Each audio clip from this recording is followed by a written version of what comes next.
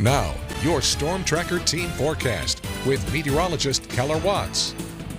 All right, welcome back. Hitting officially a high of 91 degrees this afternoon. That was before the showers and the cloud cover came in. That is now broken up, and we're going to be left with clear skies in the overnight hours. 100 degrees, the record back in 1909. All right, live tower cam showing 77 degrees right there. Just a little bit of a heat index out there at 79. Winds are calm out there and nothing going on. So says live Viper radar. Everything is quiet and calm. Expected to stay that way again in the overnight hours. So no activity there. All right, let's take a look at the weather headlines. There will be a heat advisory in effect once again on Tuesday between the hours of, say, 10 a.m. and 7 to 8 p.m. at night. Heat index will be near 110 degrees. That's going to vary between, say, 103 and probably 112, possibly up to 115. And we are watching the Gulf once again for potential tropical development. I'll be back with that information in just a few moments. Highs tomorrow, here we go, mid to upper 90s with that heat indices upwards, like I say, anywhere between 103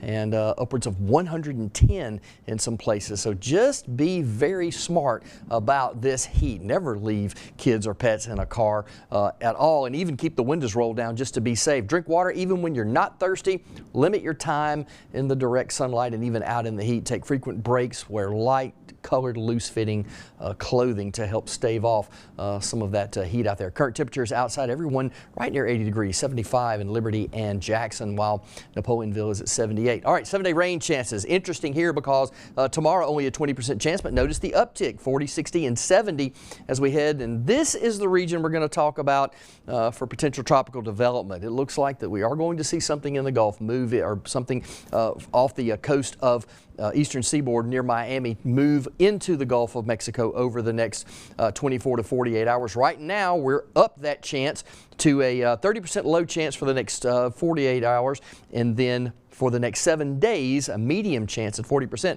There is the X. It's not tropical at this point. It's a very disorganized area of showers and thunderstorms, as you can see, blowing up over the peninsula of Florida. But it is forecast to move across the peninsula of Florida into the Gulf. This area, very conducive for tropical development. Models don't have a great handle on this yet just because it has not really formed, but notice the red areas.